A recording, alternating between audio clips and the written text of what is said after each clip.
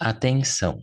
Essa atividade será gravada e poderá ser transmitida em nosso canal do YouTube e em nossas mídias sociais. Ao participar, você concorda que sua imagem e voz possam ser capturadas e utilizadas nas gravações. Solicitamos que sejam tomados todos os cuidados éticos para não haver exposição de informações pessoais ou de casos clínicos. Caso não concorde com essas condições, recomendamos que não ative a câmera e o microfone durante a sessão.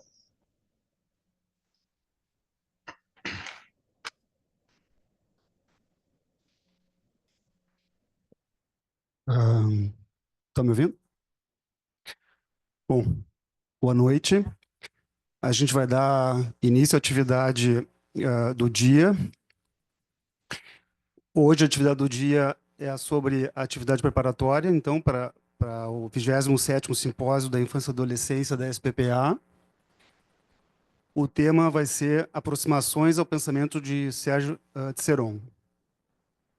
A apresentação vai ser da Adriana Pacheco Pires, da SPPA, e da Denise Steibel, da SPPA. O meu nome é Cristiano Freitas Franck, eu sou psicanalista da SPPA. Antes de começar, eu tenho alguns recados aqui para passar. O primeiro aqui é sobre o Café Literário da Sociedade Psicanalítica de Porto Alegre, que vai acontecer no dia 13 de maio, terça que vem, às 7h30, pela plataforma Zoom SPPA. É uma atividade aberta e gratuita. Os convidados vão ser o Fabiano Silveira e o Emílio Sali, que é o psicanalista da SPPA. A atividade vai ser sobre o livro de Fabien Toumé, Não Era Você Que Eu Esperava. Bom, a nossa atividade ela vai ser a Adriana e a Denise, cada uma vão falar 20 minutos.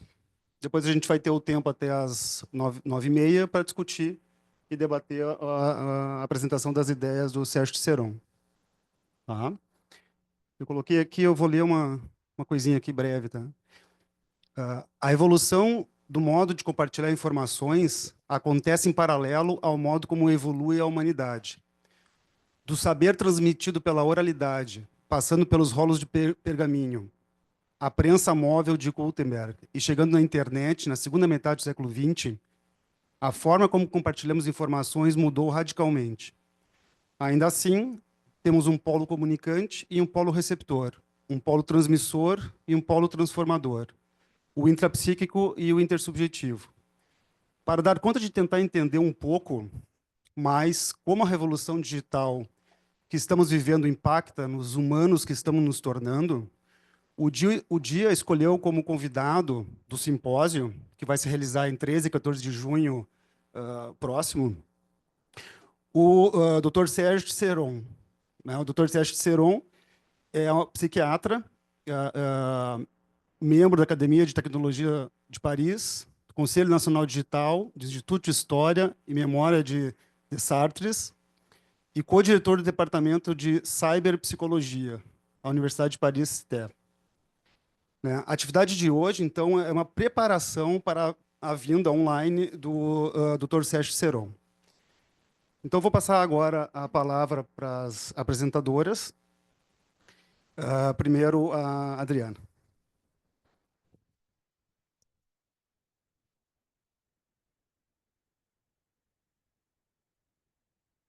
Olá, boa noite a todos. Bom, então, como o Cristiano estava dizendo, a ideia é que a gente possa hoje entrar em contato com algumas ideias do Tseron e para poder debater com ele, né? Então, assim, até da gente poder pensar questões, né, que a gente possa levantar durante o simpósio. Bom, eu vou começar, então, apresentando, né, o Tseron. Pode passar.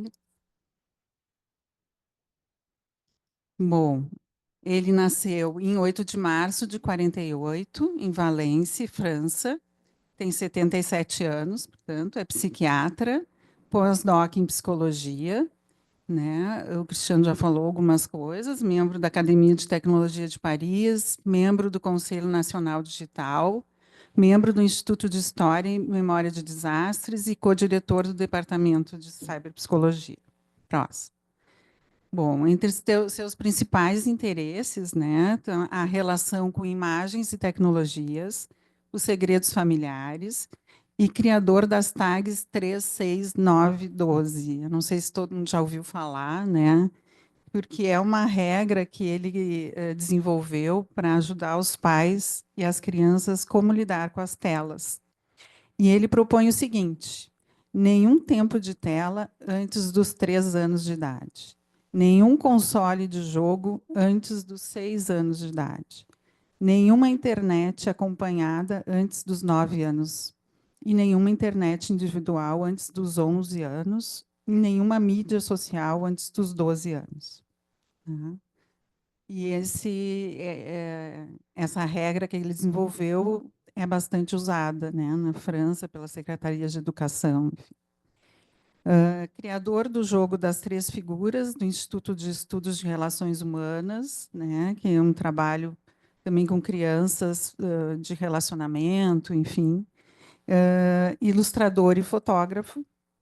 E Serron escreveu em torno de 40 livros, incluindo obras instrutivas para pais, recebeu vários prêmios por suas realizações, e especialmente por suas pesquisas sobre novas tecnologias e seus efeitos. Pode passar. Então, algumas das suas publicações, enfim, a gente está baseando, então, né, a apresentação de hoje nesse livro ali, né? Sonhar, fantasiar, virtualizar, do virtual psíquico ao virtual digital. Né? Bom, seguinte. Então, logo na introdução do livro, Serron traz uma situação clínica. Diz ele: tive um paciente cuja relação com a mulher amada era extremamente particular. Quando estava longe, passava muito tempo pensando nela. Imaginava muitas situações nas quais os desejos que nutria por ela eram plenamente satisfeitos. Contudo, quando a encontrava, parecia que queria fugir da relação. A isso, a mulher reagia dizendo: o que está acontecendo?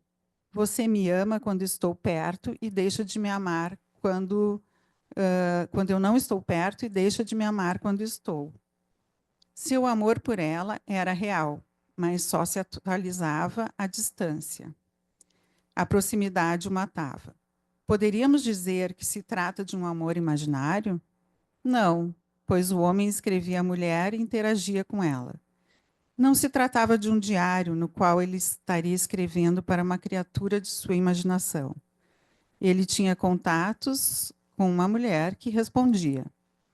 Ele queria encontrá-la, mas sua presença física o perturbava.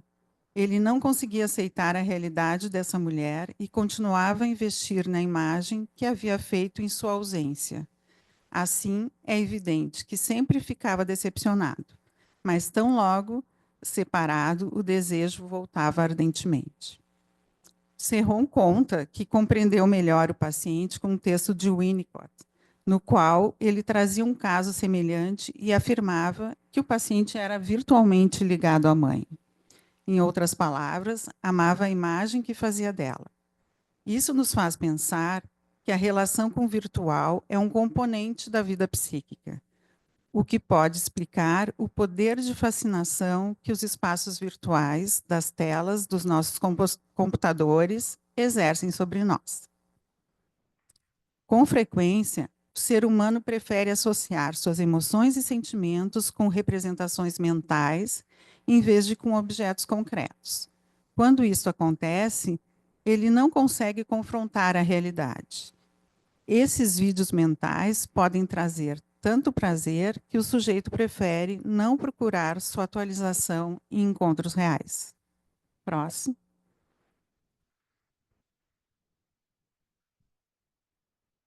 Com os computadores, as funções de representação, antecipação e inovação encontraram um equivalente dentro do mundo concreto.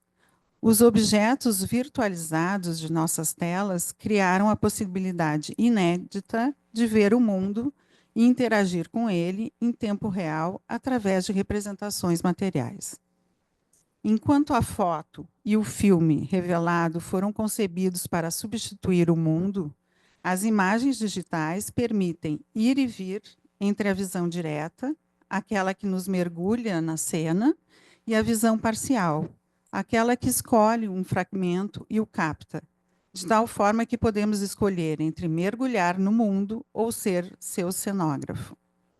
E existe um prazer de ver as partes de uma visão fragmentada que faz o mundo parecer ser mais fácil de dominar. Próximo.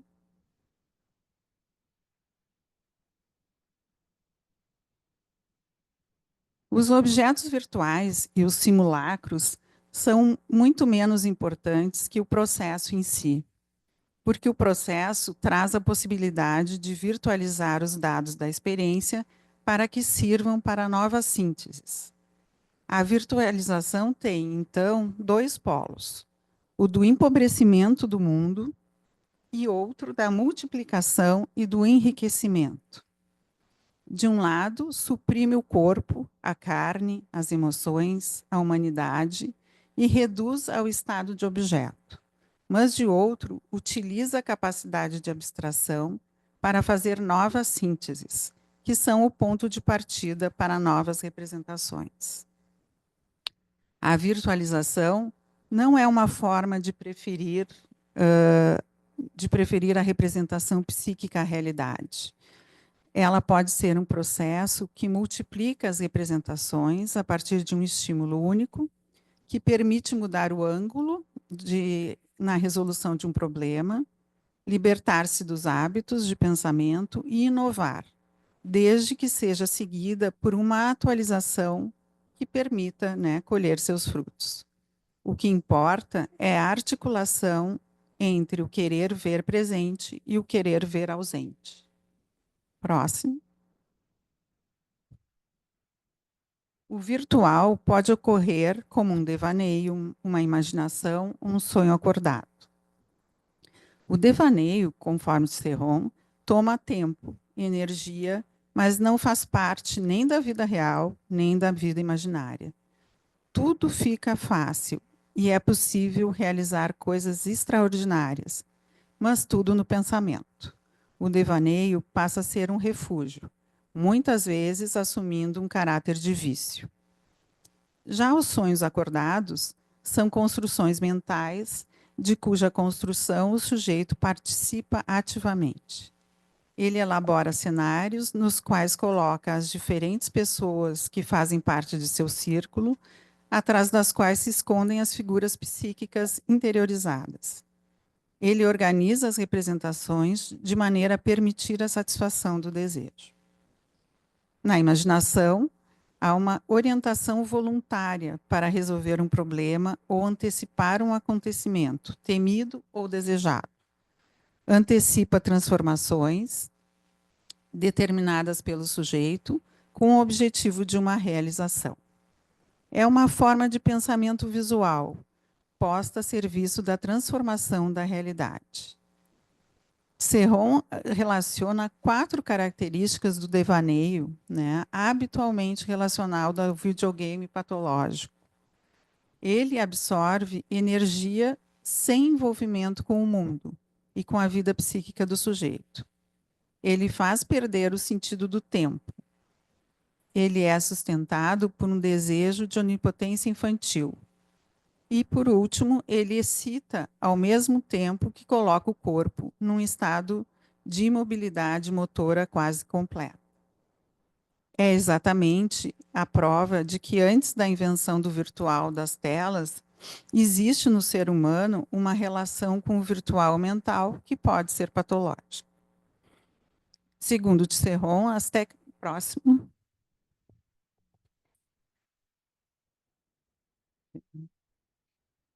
Segundo Serron, as tecnologias do virtual podem mudar o funcionamento psíquico e o fazem impedindo o recalque e encorajando a clivagem. A internet só aumentou essa tendência já bem delineada. As crianças passaram a ser expostas a praticamente a mesma paisagem audiovisual do que os adultos. Assim, elas têm que lidar com representações sexuais e agressivas que as preocupam ou traumatizam, né? Então, elas clivam essas representações perigosas. Próximo, por favor. A televisão, as histórias em quadrinhos, os mangás já indicavam essa tendência. O homem as inventou porque podiam satisfazer o desejo, recortar o objeto, separar todas as suas participações sensoriais, a imagem de um lado, o barulho de outro, e em seguida recompô-lo de outro jeito. Isto está na essência da utilização das tecnologias digitais, porque está na essência da vida psíquica. Serron cita um exemplo, né? Um assassinato, que pode ser representado de forma alegórica ou metafórica, se for num filme ou numa pintura. Mas o mangá, por exemplo, vai decompor o acontecimento numa infinidade de imagens montadas paralelamente. O revólver no plano aumentado, com o dedo no gatilho, o olho do assassino, a boca da vítima, o barulho da arma, o grito de uma testemunha, como numa cena traumatizante, assim como ela pode ser percebida por uma pessoa, né, que sofre o trauma. Tudo está presente, mas em partes separadas, como um quebra-cabeça. Próximo. Então, aí um exemplo de mangás, né, os olhos, o destaque das partes, né, separadas. Segue um questionamento. Não estamos passando de uma tecnologia que favorece as relações entre os homens, principalmente reduzindo ou mesmo anulando as distâncias, para uma tecnologia na qual as máquinas ocupam integralmente o lugar de verdadeiros parceiros? Próximo. Serron traz a ideia de que a capacidade do bebê de estabelecer relações muito precocemente seria determinada antes do nascimento pela existência de um outro virtual. Essa é uma ideia do autor Trevarten, né? Então, ou seja, ele é capaz de antecipar a existência do outro. Esse espaço pronto para receber, né, a representação, essa disponibilidade para receber a representação do outro, asseguraria desde o nascimento a regulação dos comportamentos com um interlocutor, pela antecipação permanente de suas reações.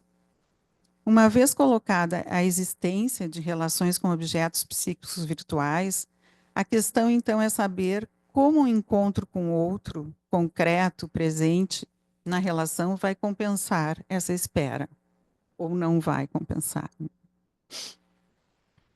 Próximo. Bom,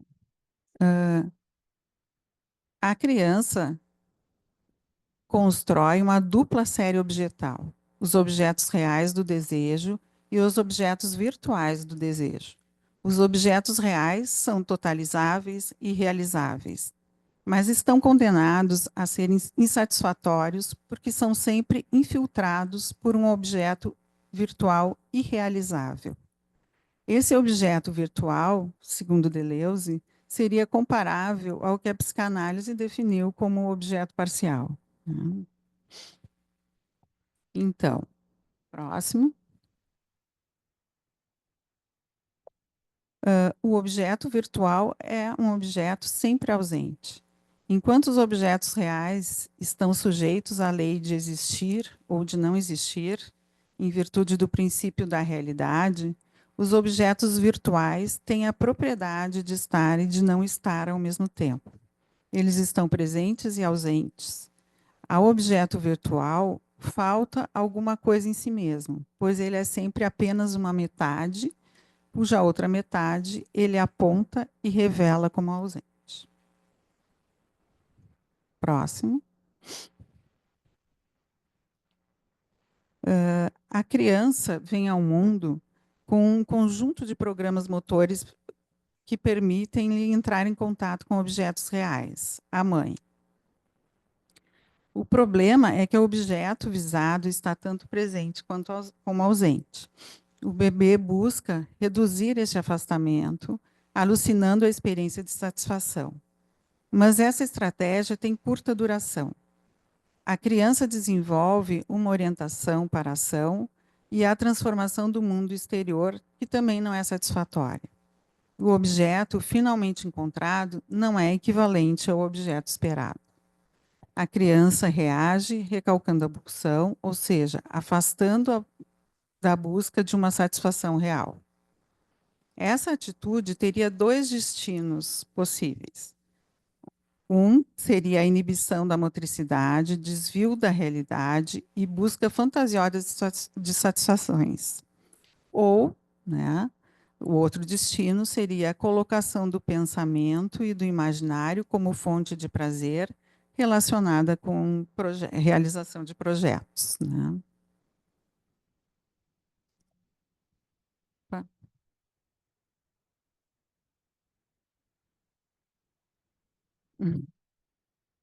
Grayson, por favor, tem um problema aqui na tela.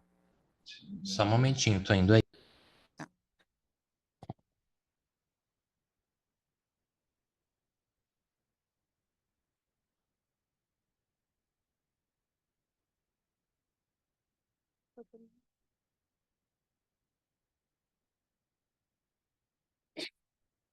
Obrigada.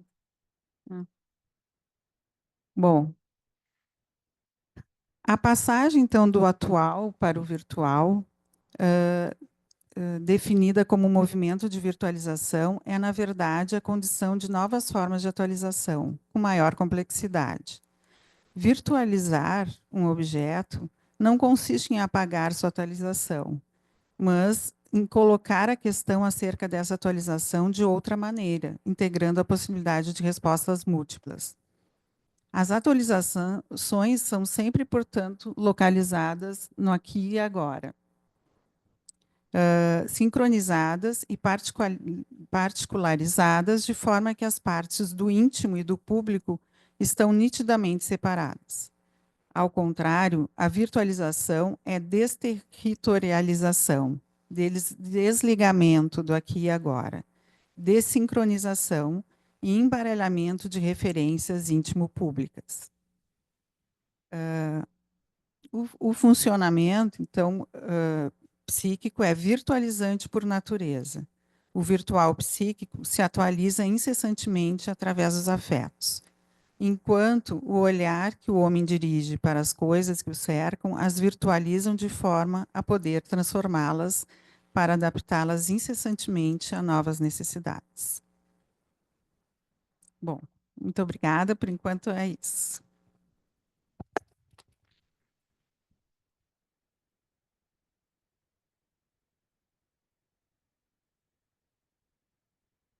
Obrigado, Adriana. Agora a gente vai passar a palavra para a Denise.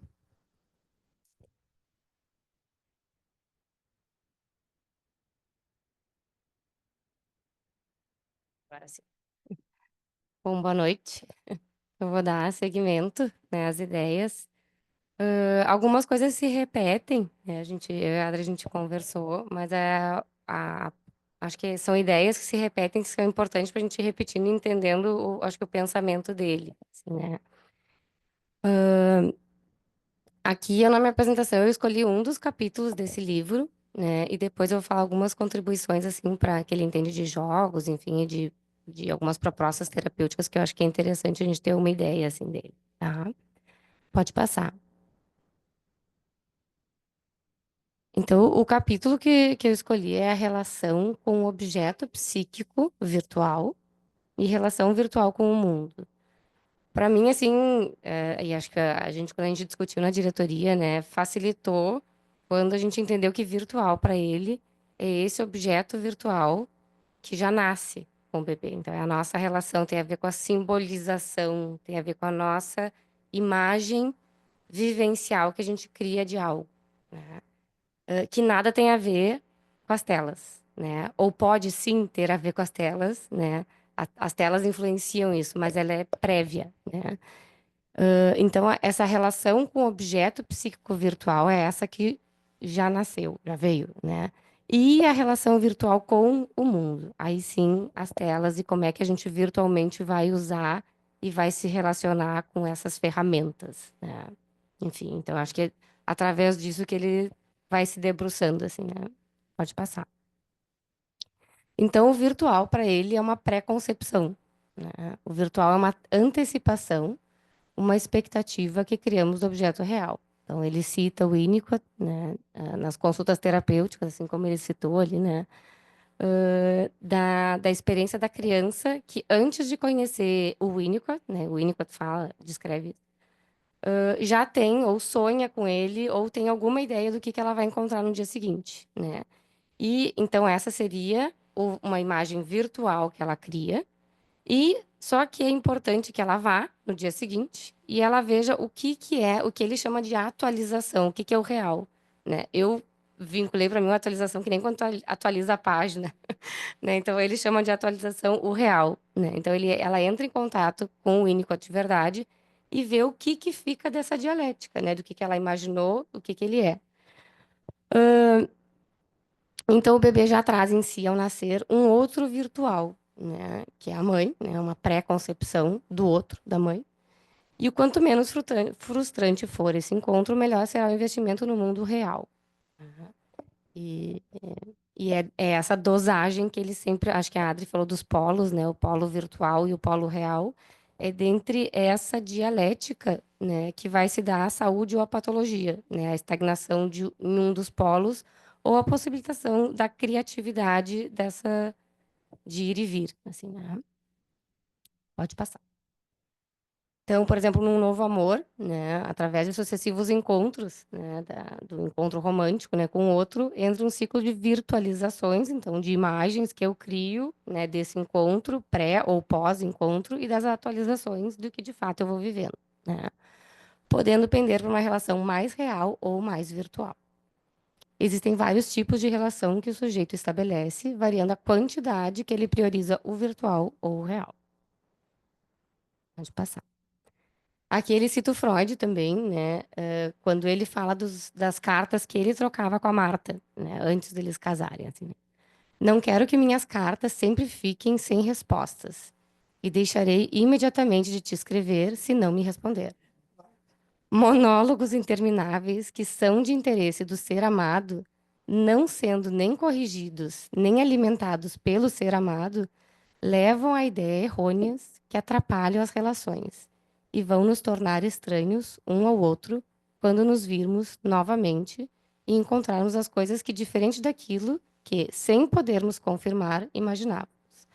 Então, lá atrás, acho que ele traz essa passagem como um exemplo que prescinde as telas, né? É o uso de que sem a atualização, então, sem o objeto real, sem a resposta, a tendência é que a gente se fique no virtual e se torne uma relação não real, né? Então, modalidades de relação de objeto virtual, né? Todo encontro está mais ou menos ligado, né? A essa coincidência ou não entre o virtual e o real. Então, o que eu crio, o que é o real, né? E ele atribui uma certa plasticidade psíquica, a possibilidade de transferir investimento entre esses polos, né? Por isso, não existe apenas uma forma de relação virtual, mas várias, que diferem pela intensidade e a finalidade. E mais ainda, qual o lugar que essa relação reserva para o objeto real, a atualização, é o que ele chama, né? Vou passar. Então, as modalidades de relação com o objeto virtual.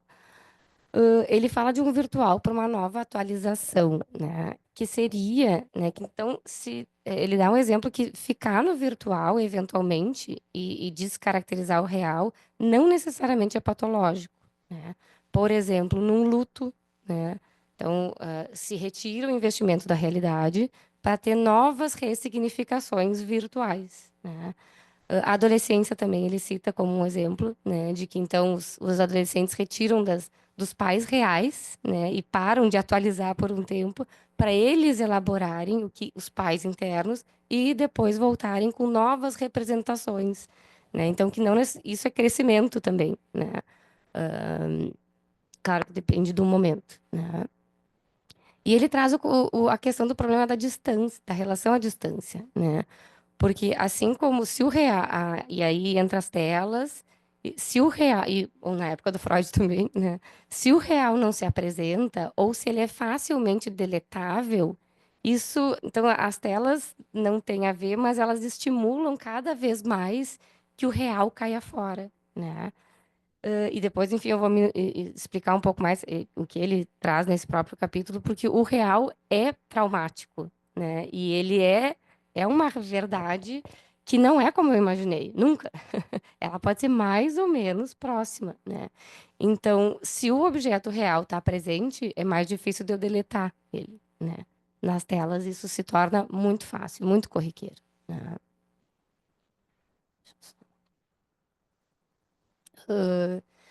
A outra intensidade é a relação de objeto narcísica, né, que ele assemelha, que é quando o sujeito usa o objeto real para alimentar esse virtual que ele criou, né, que é a relação narcisista que o Freud já descreveu. Tá?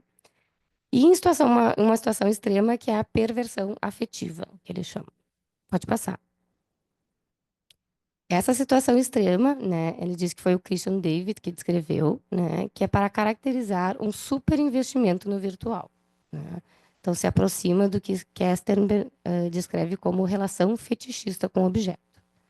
O objeto interno, normalmente alimentado completamente pelo polo virtual e pelas percepções, fica reduzido ao polo virtual, né? Então, seria uma situação mais extrema, né? Pode passar.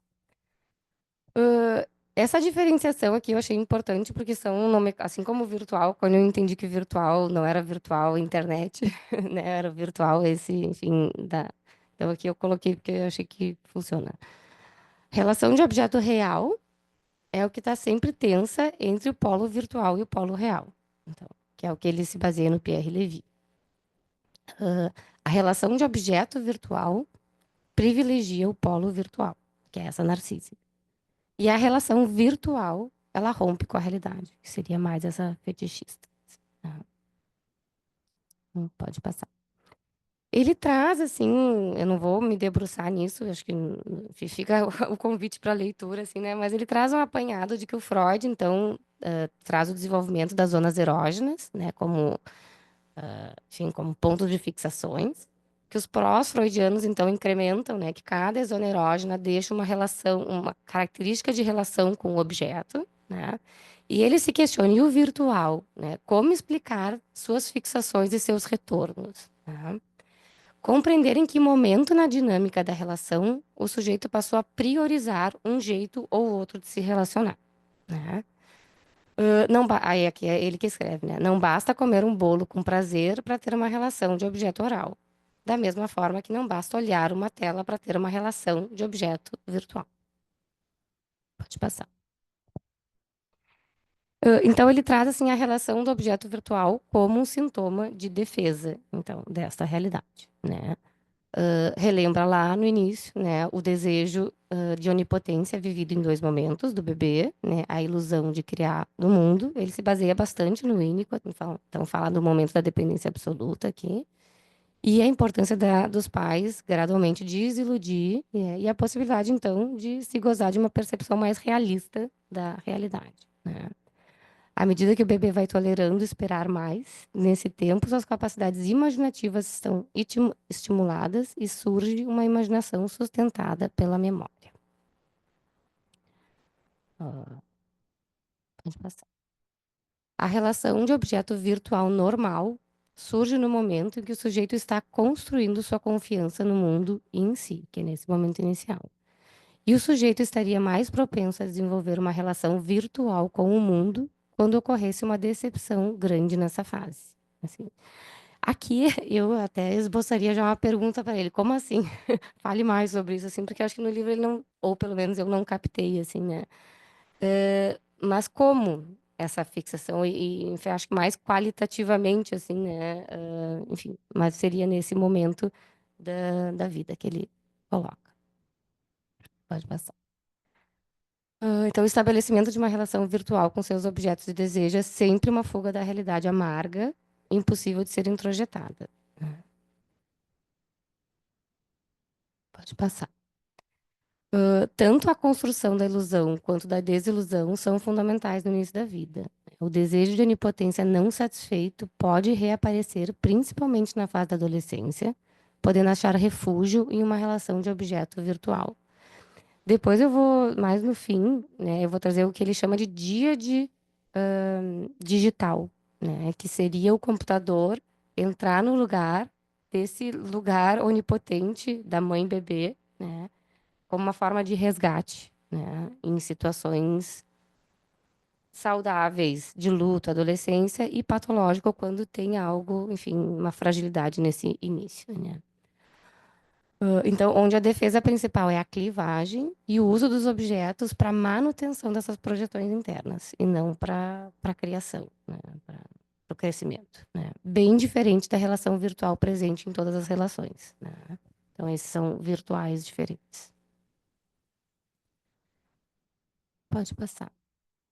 Relação de objeto virtual, então, não necessariamente precisa de uma tela, mas as tecnologias digitais favorecem o estabelecimento de forma de relação virtual melhor do que qualquer outra tecnologia. Por isso, todos que não conseguem negociar corretamente a renúncia à onipotência infantil estão particularmente ameaçados a desenvolver uma ligação excessiva com as telas.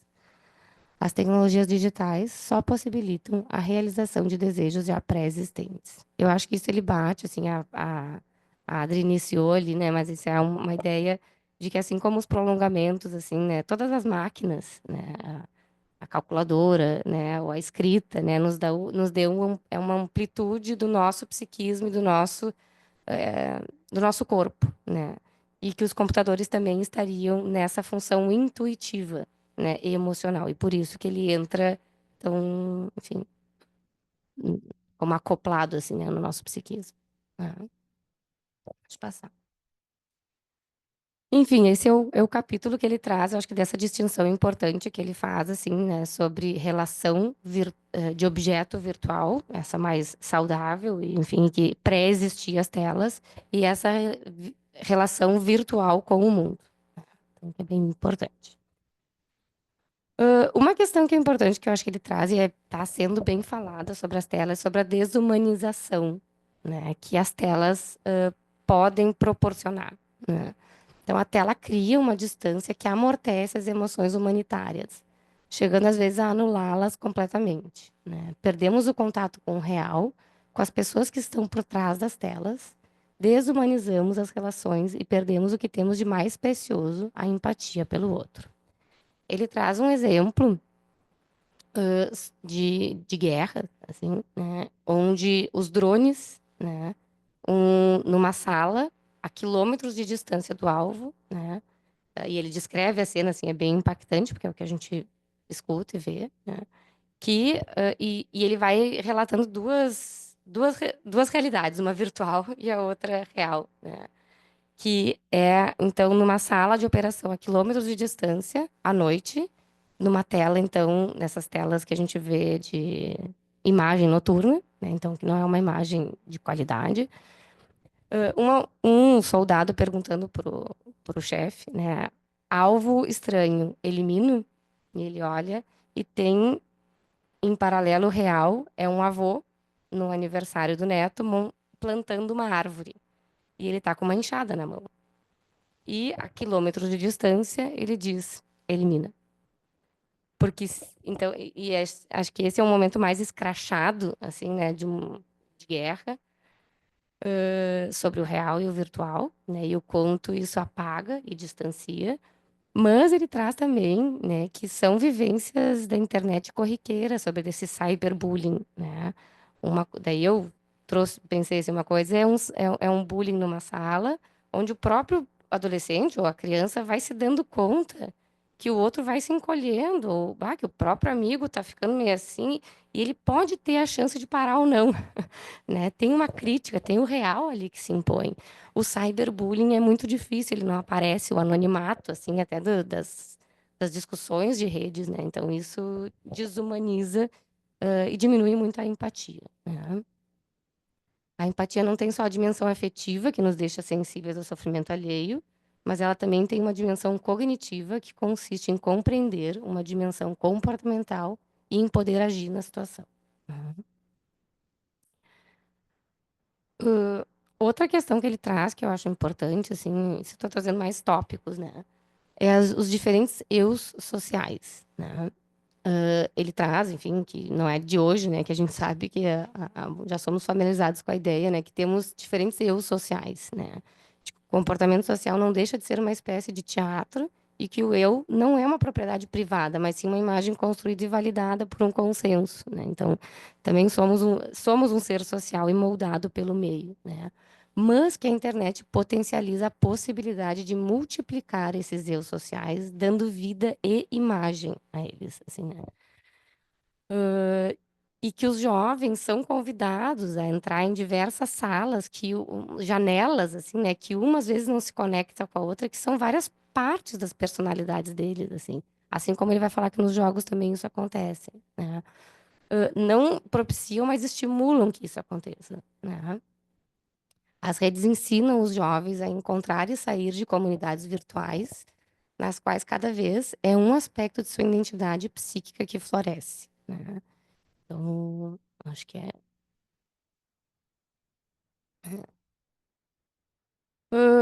Outra questão que ele.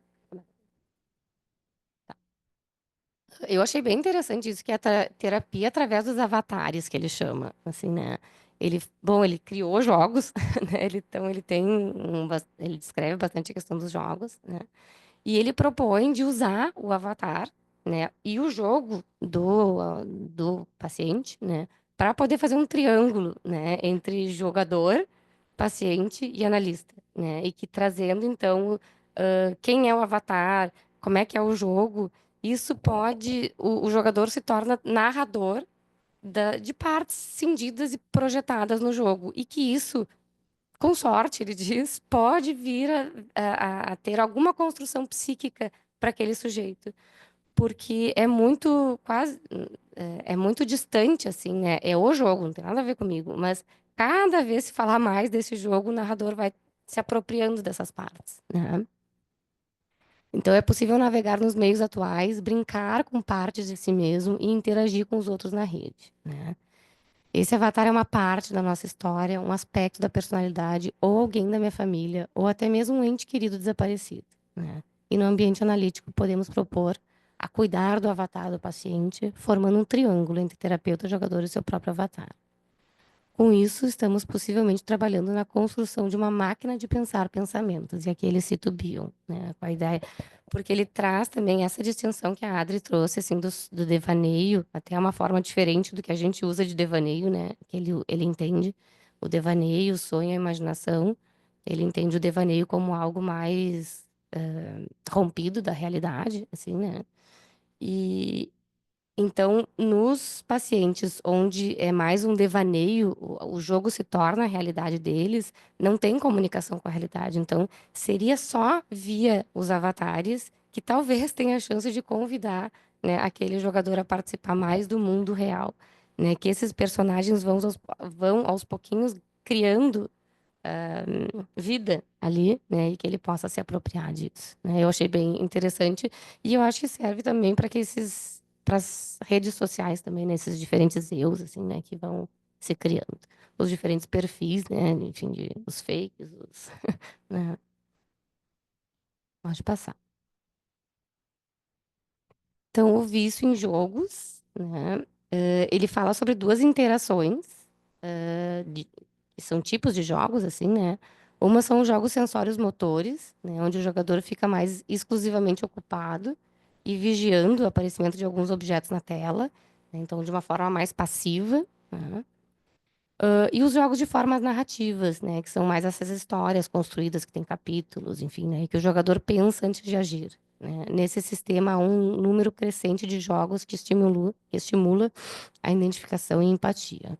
O jogador é convidado a ter sentimentos por e com criaturas digitais com as quais interagiu na tela, assim, né? Então, e o jogo patológico para ele se iniciaria quando o jogador fica exclusivamente nesse mundo sensório-motor. Tá? E aqui é a Díade digital, que eu tinha comentado antes, que eu achei um conceito bem interessante dele, né? Que é uma relação, então, que o sujeito estabelece com o computador no desejo de diminuir o sofrimento. Tá? Uma relação privilegiada que reproduz algumas características das primeiras relações do bebê com seu ambiente, né? E pode ser, ele diz assim, que inicialmente ela é reparadora, e ela pode ser reparadora como uma retirada do mundo, até como um excesso, né? Não trouxe aqui, mas ele fala também bastante disso da clivagem, né? Como o excesso de imagens é demasiado, né? O sujeito também precisa se retirar do excesso e ficar mais para dentro, né? Então, esses jogos poderiam ser uma pausa, digamos assim, né? Mas o risco é ficar lá, né? E não só dar uma pausa, assim, né? Então, o jogador, né, no caso da Díade digital, já não busca o prazer do jogo, mas sim diminuir o desprazer da vida das telas, né? Que é essa... Vou aniquilar um pouco isso que tá difícil, né? De novo, acho que ele sempre fala do luto e da adolescência, né? Que são momentos da vida que podem ser a serviço da saúde, né? Então, assim, nesse sentido, a intenção da Díade digital sempre é reparadora, ele fala. Se ela for temporária, né? Mas se permanecer por muito tempo, pode gerar consequências que são desastrosas. E essa evolução patológica depende de fatores individuais e da qualidade que é trazida pelo ambiente, né? Então, assim, uma família que, enfim, coloca minimamente o real se apresentando, ajuda com que isso não se estabeleça e se fique estagnado. Acho que é isso.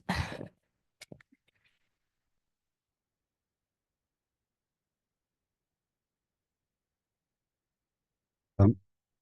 Bom, obrigado, Denise.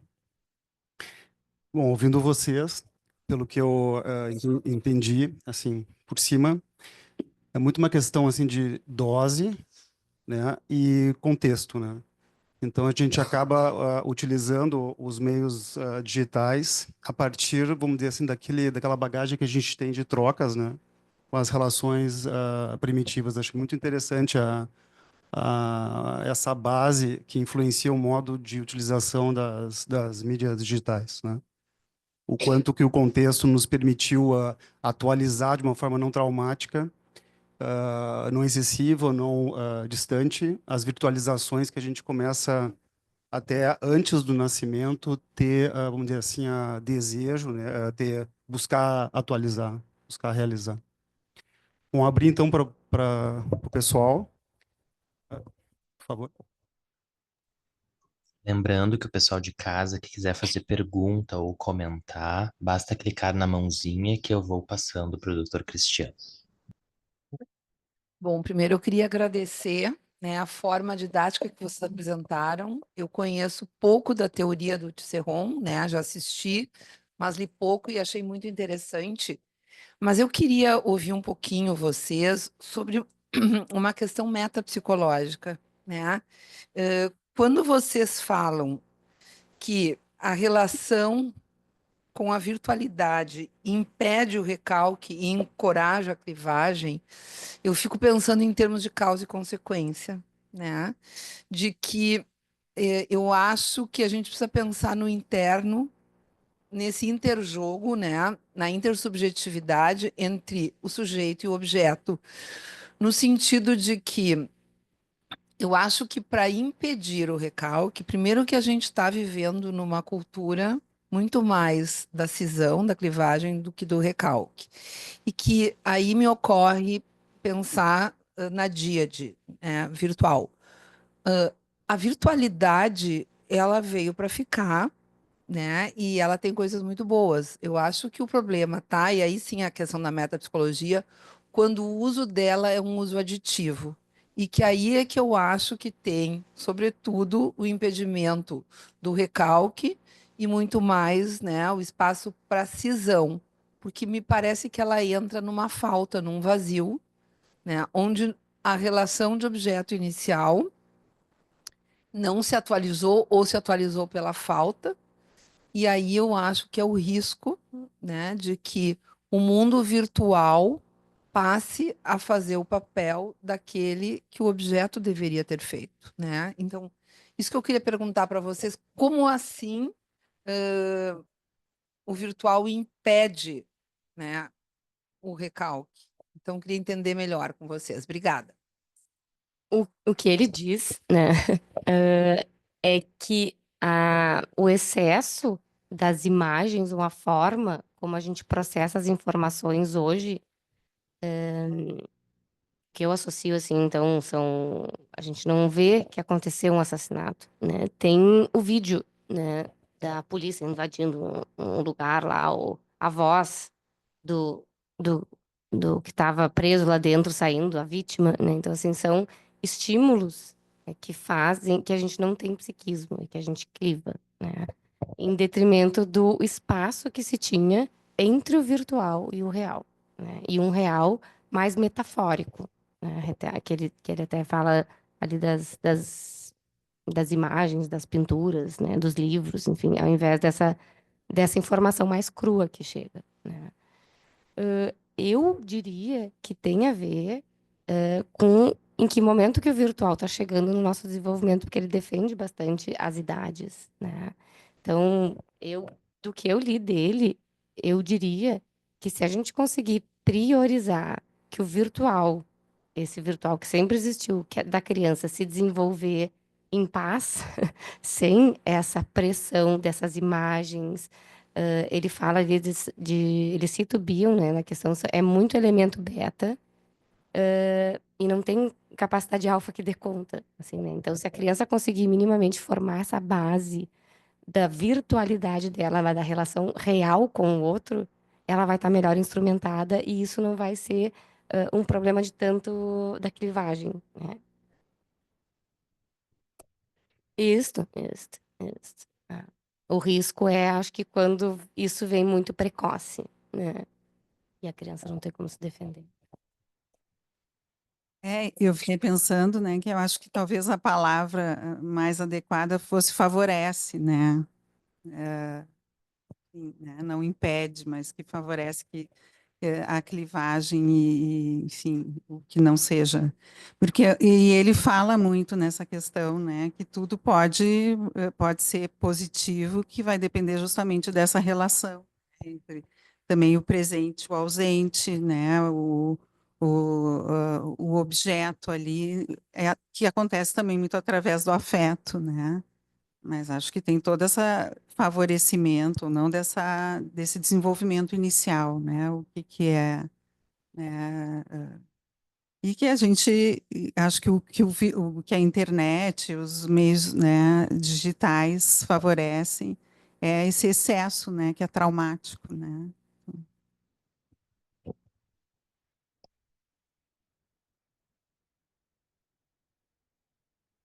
Bom, cheguei atrasado, mas, alguma coisa aproveitei também. Mas cumprimentando vocês e também para a gente pensar, né, que no brinquedo do netinho do Freud, do Carretel, né, ele fazia de alguma forma do brinquedo, tentando entender junto com o que vocês estão trazendo, né, ele criava a virtualidade na ausência, né, da mãe e criando essa virtualidade antes das telas, haveria, quem sabe, mais possibilidade de experimentar a ausência e a presença, não num sentido concreto, mas nessa virtualidade interna, como eu entendo que está sendo, né?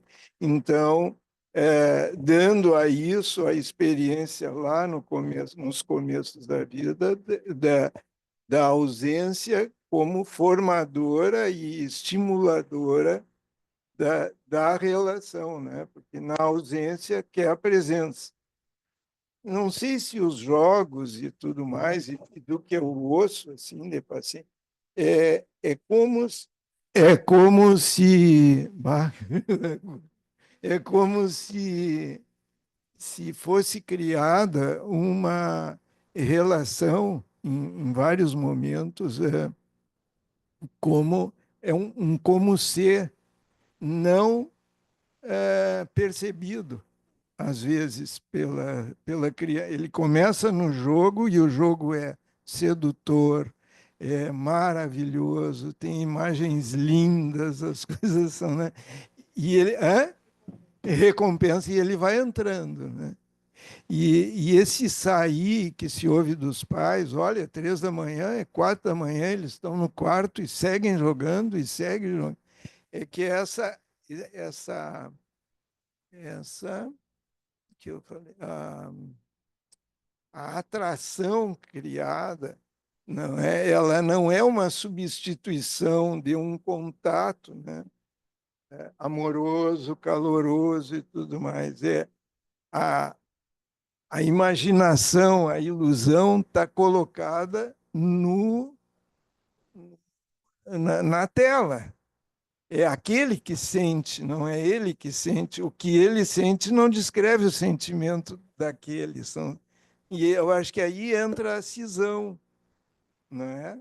Alguma coisa assim no sentimento de que o outro que está lá não é aquele que está lá, que seria uma coisa projetiva e tal, num outro momento em todas as coisas.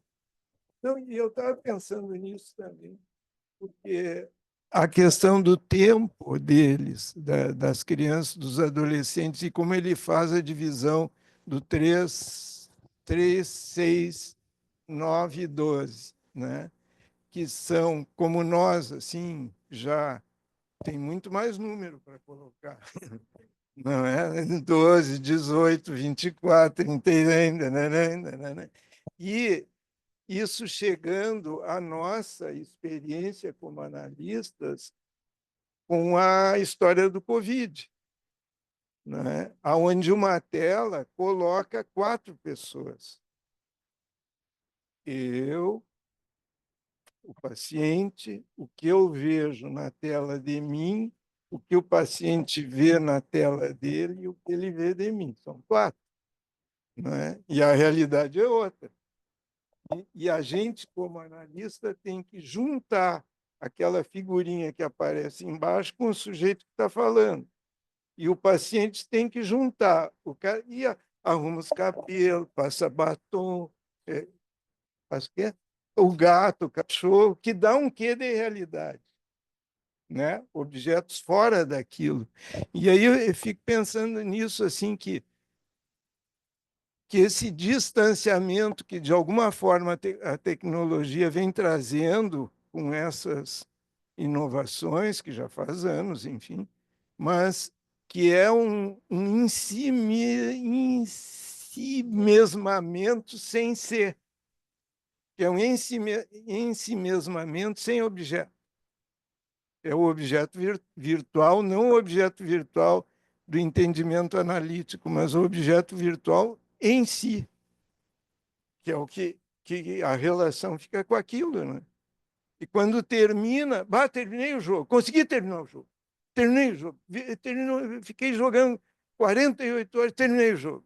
E aí, demais. Mas e aí? Os guris não terminaram. Mas o que ficou?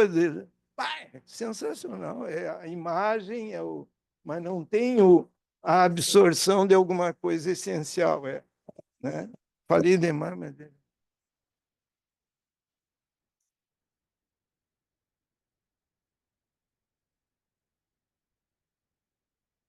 Só vou pegar o gancho que acho que tu falou no início ali do brincar, né? E acho que tem todo. E o que a Kátia falou também, que o virtual veio para ficar, né? Ele traz toda uma parte que o virtual, ele é uma expansão da mente também. Tem toda uma parte criativa, né? O problema é como saber usar isso, né? Porque o virtual, ele nos pega num calcanhar de Aquiles, que é a questão dessa realidade que sempre é, de alguma forma, desagradável, né? Ele traz um exemplo que eu acho muito bonito, vários exemplos, assim, acho que 2 que eu me recordo, assim, uma é de sites de venda e compra e venda do eBay, né? Então, assim, uma coisa é eu ficar, eu sozinha, vendo objetos, e outra coisa eu, não, quanto que tu paga pela minha cadeira? E quanto? Tá, então eu vou te encontrar. Não, não vou te encontrar na frente da tua casa, vamos marcar num shopping. Assim, o que que disso vai para o real e o que que disso eu posso expandir da minha capacidade de, bom, o que que eu não quero mais na minha casa eu vendo, eu compro outras coisas. E ele diz que tem uma romantização dos objetos que tem uma história. Né? Então, as pessoas dão mais valor para um objeto, uma vitrola, que essa foi do meu avô, que tocou, não sei o quê. Aí as pessoas compram mais. Então, assim, tem toda uma rede que flerta também com o brincar, né? A outro exemplo que ele dá, muito interessante, é que ele foi num museu, e aí tinha uns adolescentes com o celular, e ele falou assim, mas o que que eles estão fazendo? Ah, eles estão lá mais no celular do que na tela. Não, eles estavam pixelando a imagem e escolhendo qual era o filtro que ficava melhor e pegava as partes e faziam daquela tela uma criação nova. Então, assim, é o brincar de uma forma de expandir, né? O problema é se eu fico lá e não volto, ou não mostro para o meu colega do lado, ou não, enfim, olha que legal que eu criei, olha que essa é o risco, né? E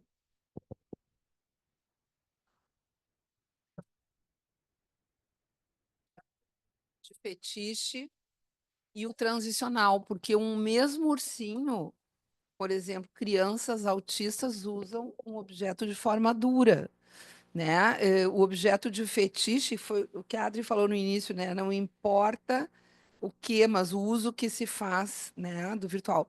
Então, na verdade, está na qualidade da relação, que eu acho que é o que diferencia por exemplo, um uso mais saudável e que nós no consultório podemos interagir com os pacientes no celular, virtualmente, no sentido dos personagens, né? E alguns que não dão passagem para um mesmo jogo que fica endurecido. Então, eu acho que essa é uma questão importante do fetiche e do transicional. E eu fiquei pensando também, né, nisso a gente estava falando do brinquedo, né, e citaste o brinquedo do neto do Freud, do Carretel, e que ele fala também, assim, nessa questão, a criança, quando ela vai caminhar ou vai se movimentar em busca da mãe, né? Mas quando a mãe não está lá, ele vai achar alguma coisa para representar a mãe e vai atrás. Só que a mãe tem que voltar, né, para ir realimentando isso e poder ir enriquecendo, né? Porque daí ele vai ampliando as capacidades e os brinquedos e os recursos para lidar com o ausente, né? E eu acho que isso que faz toda a diferença nessa relação com as telas, né? Eu também estou aqui inscrito. E eu queria só fazer um comentário a partir dessa questão das idades, né? Porque é interessante, né? Porque eu imagino que ele é também um pesquisador, então ele tem a questão das idades ligado com toda a neuromodulação, toda a questão da circulação dos neurotransmissores e tal. Entretanto, as idades que estão citadas ali, elas são as idades mais difíceis de lidar com as crianças em casa, né? Então, 3, 5, 11, 12. Essa contenção do uso de telas nessas idades, ela gera um enorme trabalho para os pais, né? Então é muito, por exemplo, a gente vive uma época de extrema aceleração de todas as necessidades de resultados, né? Então, se chega de noite, hoje de noite, se eu chegar em casa de noite, e eles vêm sedentos para cima de mim, né? E se alguém tiver com o telefone, aquilo ali me dá um tempo, né? E o problema é eu esquecer disso, que o ciclo virtuoso, virtualização e atualização, a base é a relação com a mãe, a relação familiar, a relação com o pai, né? A relação com a mãe, né? Então, a base da saúde desse ciclo é a relação familiar. Então, acho interessante as idades, não só pela uma questão neurocognitiva, mas simplesmente porque as crianças aprendem a usar bem a partir dessa atualização das suas imaginações nas relações familiares, né? Agora, a gente tem na lista aqui o Nazur. O Nazur vai falar de casa. Grayson, Ele está entrando.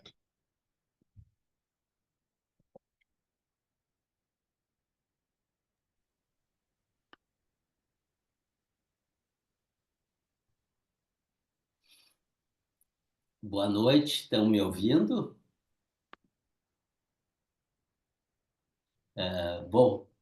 Primeiro dizer da imensa satisfação de ouvir, enfim, as apresentações e queria cumprimentar a Adriana, a Denise, né, também o Cristiano, porque realmente deu para aquecer, né, uma discussão bastante rica e que eu vou entrar dentro dos comentários aí que vocês trouxeram, né? Pensando, né, na questão do ser visto, né, que muitas vezes, né, quando a criança ou adolescente ele está nesse espaço, ele está num espaço sem alguém que vá trazer essa sintonia afetiva ou a modulação afetiva que vai preencher aquela carência na etapa da formação, digamos assim, pegando o Winnicott. Eu queria ver o que vocês pensam sobre isso, né? Da ilusão básica de onipotência, não a defesa de ilusão de onipotência, né? E aí, nesse sentido, então, o papel de não ter alguém, né? Porque o jogo ele não modula, ele é estanque, né? E se não tem alguém do lado vendo, comentando, jogando, fica faltando isso. Então, o jogo nunca preenche essa falta, continua existindo, né? Então, esse é um aspecto. E a propósito do que o Rui falou, e se eu já estiver falando muito, Cristiano já me avisa, no exemplo do neto, havia uma testemunha. Seja o Freud, seja a mãe, seja o pai, alguém via o brincar da criança, alguém percebia, né? E que depois evoluiu quando esse bebê um pouco maior, ele se agachava frente a um espelho e fazia se desaparecer e dizia bebê, ó, né? Bebê sumiu também. Então tem um brincar simbólico. E eu fiquei pensando, né, também na parte, e encerro aqui meu comentário, que vocês falaram que o jogo patológico às vezes está muito associado, eu não sei se eu entendi bem, quando fica mais num jogo sensório-motor e menos imaginativo. E o sensório motor apenas, ele é pré-simbólico. Ele precisa de um olhar que permita evoluir para um brincar simbólico. Então fica nessa situação auditiva. Bom, mas era isso mais para ouvir até vocês um pouco mais. Obrigado. Obrigado, Nazur. Querem comentar?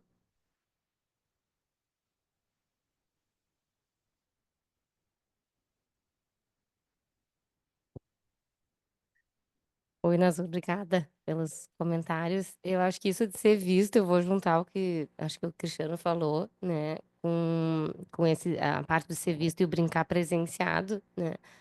Porque é a forma também como os pais introduzem a tela, né? Dá também um significado, né? Eu vou te dar a tela como uma expansão do mundo e a gente vai brincar junto, né? Enfim, tem um aplicativo que eu me lembrei que se tu olha assim e ele mostra onde é que tá Marte, onde é que tá Júpiter. Então, aquela estrelinha, tu vê aqui, tu sabe que é o Júpiter. Então, a gente vai compartilhar uma expansão do mundo, que a gente pode brincar com isso e ser legal. Ou eu vou te dar um pouquinho aqui e sei lá, faz o que tu quiser, mas eu preciso de um tempo, né? Isso é um calmante, é um bico, né? Talvez um prolongado, né? Porque bico a gente dá e a gente tira. A tela vem e fica, né? Então, a forma como se apresenta também né, para essas crianças, mas então é muito agito, não dá porque não para. São idades mesmo que é muito tentador dar um calmante, né? E as telas vêm entrando e sendo apresentadas como calmantes e não como expansão de mundo e a possibilidade de brincar com elas, né?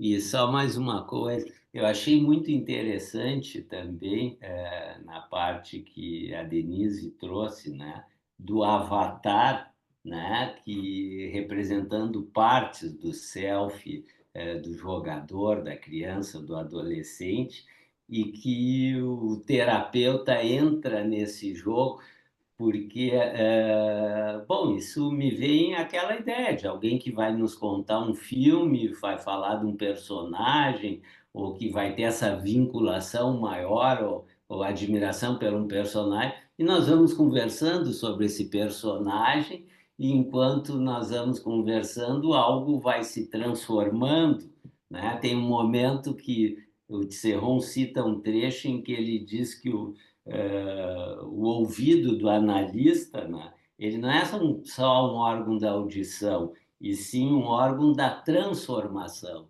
né, do que é preciso, o que é possível ir transformando à medida que vai se ouvindo. Mas obrigado, pessoal, parabéns.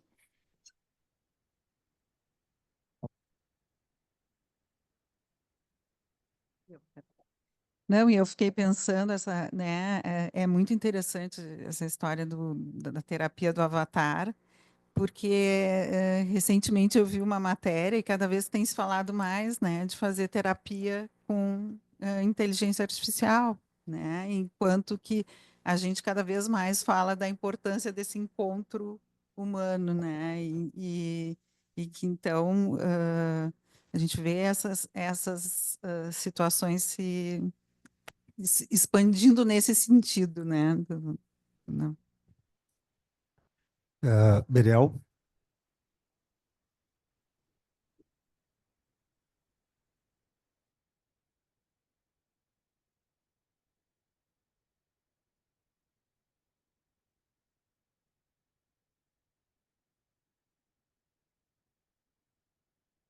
Alô? Queria parabenizar a Denise, né, Adriana. Muito consistentes as apresentações. Eu fiquei com uma ideia bem clara, assim, desse autor. Na linha do Nazur, que falou em filme, interessante que, por coincidência, me ocorreu um filme, enquanto vocês falavam, que é o Náufrago, com Tom Hanks, que ele faz uma relação virtual com uma bola, que é o Mr. Wilson, Sr. Wilson. E essa relação virtual foi absolutamente necessária para a sobrevivência psíquica dele, porque ele estava sozinho. Então, essa via aí que vocês colocaram, bem colocado, da via talvez necessária da pulsão de vida da virtualidade, porque a gente está acostumado a ouvir virtualidade e já levar para o patológico. Então, achei muito interessante esse outro lado. Na linha do Rui, eu queria também saber qual é o posicionamento dele com essa nova onda que os analistas terapeutas estão vivenciando, que é os atendimentos virtuais. E estava pensando também que tem dias que a gente fica encharcado aí de virtualidade, né, que não consegue mais nem olhar para o celular, quando são muitos atendimentos online e o WhatsApp no meio das sessões, nos intervalos das sessões, responder pacientes, enfim. Então a gente passa o dia com a virtualidade, né? Que implicações contratransferenciais tem, né? E o terceiro ponto é se a ideia dele de virtualidade, pré-concepção de virtualidade no bebê, ele nasce com isso, se é uma ideia nova desse autor ou se está na linha das relações dos autores das relações de objeto, como o Ínio, onde desde sempre, desde o nascimento, já existe relação de objeto e o nenê nasce predisposto a se encontrar com um objeto. É nessa linha ou uma ideia nova? Mas começando de trás para frente, eu acho que ele só resgata e chama de virtual isso que já foi descrito pelo Winnicott, por Bion, por autores, assim. Ele fala do meio maleável também. Então, assim, são vários conceitos já consagrados, assim, e que ele usa para o virtual. Tanto é que acho que não foi usada a palavra virtual lá atrás. Ele que usa para entender que aquilo é virtual. Né?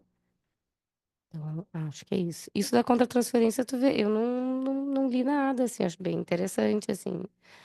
Ah, a única coisa que ele fala, que agora eu achei que era isso que tu estava aí a perguntar, pelo que eu entendi, teve uma época que ele até se propôs, ele, segundo ele diz que gosta de jogos e que o analista também teria que ter um pouquinho de interesse por esse mundo, porque é um mundo difícil, assim, se tu minimamente não jogou, às vezes o paciente fala e tu não tem acesso ao que é aquilo, é outra linguagem, assim, né? Então tu teria que também ter minimamente transitar nesse meio, e que ele até se propôs a jogar com alguns pacientes, ele viu que aquilo daí não ia funcionar, né? O que funcionava não adiantava ele entrar lá, tinha que trazer o paciente para cá, né? Mas é interessante isso dos atendimentos virtuais e do WhatsApp também, né? Bem, Sim, eu fiquei pensando na mesma linha dos mangás, né? Que as coisas vêm em partes, né? Quer dizer, quando a gente está na tela, não tem o cheiro, não tem outras coisas e que acabam se destacando alguns aspectos, né? Então, está sempre também faltando alguma coisa, né? Enfim. Mas ele fala, né, no início ali, quando eu trouxe o caso, ele relata como se ele tivesse lido no Winnicott, né, ou virtualmente, né. É, é, eu até não encontrei isso ali, mas acho que é uma questão interessante, assim, né, de poder pensar. Helena Tomazel.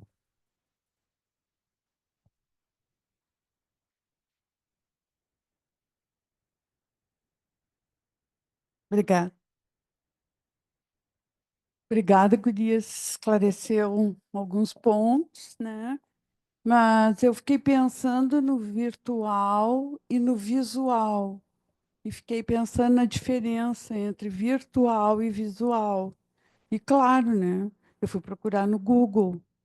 A origem da palavra virtual vem do latim, é virtus, virtude, potência, algo que pode se realizar. Então, vamos dizer, a noção que eu tinha de virtual mudou aqui, né? Ouvindo vocês falarem, né? E juntei com o que tu dissesse, né? Que ele fala na pré-concepção virtual. Porque, se eu não estou enganada, o Bion falou que o bebê, não, que o feto, né, tem 3 pré-concepções do seio, do self e do Édipo. E ele acrescenta uma, então, né, que é uma pré-concepção, que é algo que vai encontrar ou não para se realizar, né? E, e eu fiquei pensando assim, né, na possibilidade disso. Eu sei que vocês são da DIA, eu sei que é infância e adolescência, mas eu fiquei pensando na velhice, né?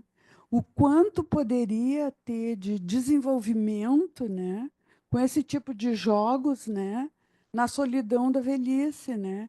E no encontro, vamos dizer assim, né, do 12 anos, que é a idade que já pode. A tag dele, a última é 12 anos. é que é diferente, 12 anos é as redes sociais. 12 Vai anos ter já com as redes É. sociais. Fiquei pensando nisso, né? De um rapaz, uma menina, né? Um guri, uma menina de 12 anos, né? Podendo ter né? Vamos dizer, atividade virtual, né? Com o idoso, quanto se ganharia com isso, né? Então é isso, só para agradecer vocês que me abriu algumas inquietações que eu tinha, né? Penso também como Berel, assim, né? Da, da questão do esgotamento que a gente fica, se fica muito ligado, né? Então, da disciplina que precisa ter também para não ficar tão ligado. Obrigada, gurias e guri. Bom, primeiramente eu queria agradecer às colegas, né, e ao Cristiano, que eu não conhecia com profundidade e nem com superficialidade os conceitos desse psiquiatra, psicanalista. E eu achei muito interessante também o comentário dos colegas. Acho que foi abrindo portas para a gente ir rastreando e pensando na própria clínica, né, nas vivências. Agora, o que eu achei mais interessante, que eu me conectei, foi com esse conceito dele de pré, pré-concepção virtual. E eu fiquei pensando assim, ó, que faz muito sentido essa ideia dele, porque o bebê, em vida intrauterina, tem toda uma recepção de toda a vivência e a história gestacional, né? Então, isso não temos dúvida, desde o transgeracional, inclusive, né? E eu acredito que é bem interessante esse conceito para a gente poder pensar nesses termos. E outra questão que eu também, olhando para a Denise e olhando para o Berel, nosso grupo de Ferenczi, né, que ele escreve sobre a adaptação da família à criança, porque nos tempos dele, a criança, o bebê, tinha que se adaptar à família. E hoje nós vemos no consultório as mães amamentando com o celular, comprando na shopping, por exemplo. Então, isso eu vejo como algo que intercepta qualquer encontro. Não há possibilidade do encontro. Não há possibilidade da empatia. E não há possibilidade de criar uma estrutura fortalecida para que essa criança e futuramente o adolescente e até o adulto, né, não fique viciado nessas questões de celular, de internet, de tudo isso. Então, muito obrigada, achei brilhante e fico contente de estar aqui com vocês hoje. Eu só queria esclarecer, não sei se eu entendi bem, o que a Helena colocou e agora a Maristela.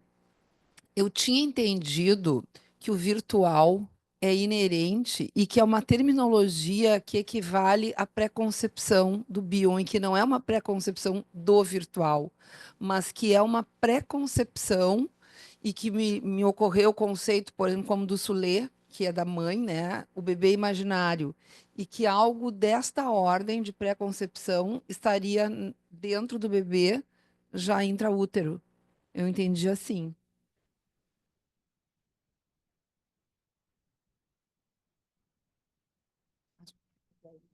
O que eu entendi é que ele tentando. Não é o. Ele cita o Bion, ele cita o Winnicott, né?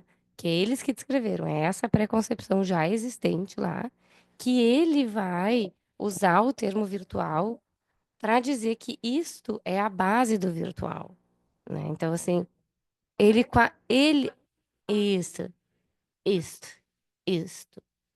Este, o que ele chama de virtual, eu acho. O que ele está chamando de virtual, né? Uhum.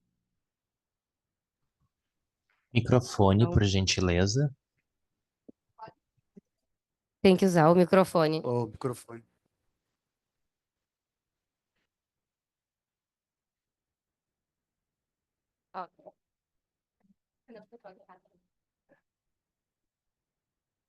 Vamos ver, então. O autor qualifica a pré-concepção na dimensão de algo virtual, as pré-concepções, né, que o útero... Hã? Então, a pré-concepção intrauterina, ela acontece ou se realiza através do virtual. O que ele chama de virtual, eu acho. O que ele está chamando Que de, ele o que chama ele de está chamando de virtual. virtual. Mas é algo. Fica a pergunta para Aí ele, uma né? boa pergunta. Vai ficar a pergunta para ele poder esclarecer, né? Se ele acrescenta, né, uma pré-concepção, né, ou se é dentro dessa dimensão, né? Tá bom? Bom, de qualquer forma, Explicar. vocês querem comentar alguma coisa sobre isso? De qualquer forma, são estudos que vão nessa direção, né, que a organização biológica da mente humana, ela pressupõe um encontro, e esse encontro atualiza as virtualizações de ambos, né? Então, é muito interessante. Só uma coisinha antes da gente finalizar, que eu acho bem importante essa questão da interface entre um self social que precisa sobreviver no encontro com essa nova geração da internet, né? Porque a gente, no trabalho, então, com adolescentes bastante, né? Porque eles que trazem mais eles não trazem mais historinhas, né? Eles trazem muita questão da internet. A tendência a não integrar aquilo, ela existe, é forte, né? De certa maneira, é um movimento da geração anterior afastando essa novidade, né? Que está por tudo e que, né, como foi dito, não vai mudar, não vai retroceder, só vai avançar. Então, essa integração é fundamental. Isso, e aí me lembra muito essa questão, né, da sobrevivência do objeto. Então, a gente, se o objeto sobrevive, se a sociedade sobrevive a essa nova dimensão virtual, a tendência é a integração positiva, esse ciclo virtuoso entre virtualização e atualizações, né? Bom, Não, e eu acho que uma coisa interessante, porque que também ele fala da, assim como ele diz das máquinas, né? Que então o computador vem, né, para expandir, então, e para aumentar algo da nossa mente, ele fala sobre a intuição, né? Então, nesse sentido, né, recria muito o ambiente onde a mãe intui, né? E é mágico, né? E a internet às vezes é mágica. Meu Deus, eu estava pensando nisso agora, é mágico isso aqui. Antes de eu saber o que eu quero, como eu já falei numa conversa, me apareceu. E isso que eu acho que chama para o vício, chama para esse ambiente onipotente que, de alguma forma, todos nós resgatamos, né? Ou buscamos resgatar, né? Então, acho que essa é a sedução, né? Que está demasiada, né? E que a gente tem que se haver com isso. sim, um tempinho, um pouquinho. Se eu fiquei de dar o limite, que não vai funcionar muito bem. Não, Você a vai ter que me questão dizer. do virtual na sessão, né? Esse virtual, que é o virtual da tela, e o virtual da relação, né? Que se cria uma relação virtual também, né? E como precisa paciência no levar o atendimento virtual, e principalmente com adolescentes, né? Para que aquele vínculo que seria real se tornar mais real do que virtual, né? E com isso ser como se fosse um recomeço, né? Desse virtual que estava sendo discutido, né? Pré-concebido, né? Prepara aquele terreno para receber, porque ele pode não receber, como uma criança psicótica tem as pessoas ao redor, e ela não, não concebe a recepção, concebe um estado que ele transforma. Enfim. Mas era isso. Não, Esqueci. agora eu me lembrei, né, que tem uma passagem que ele fala, não do que tu fala, da relação analítica, né, de que o analista se apagando, né, seria ele forçando o real desaparecer da ausência para o virtual tomar conta. E aí sim a gente poder ajudar, né? Mas agora eu fiquei pensando assim, cada vez mais a pessoa real do analista, a gente vem falando da importância dela presente no setting, né? Então, assim, os tempos mudaram. Antigamente, eu acho que quando precisava tirar esse real para o virtual florescer, né? Agora parece que a pessoa real precisa para tornar real a experiência também, né? E não, senão fica uma virtualização, enfim, né? Sem fim.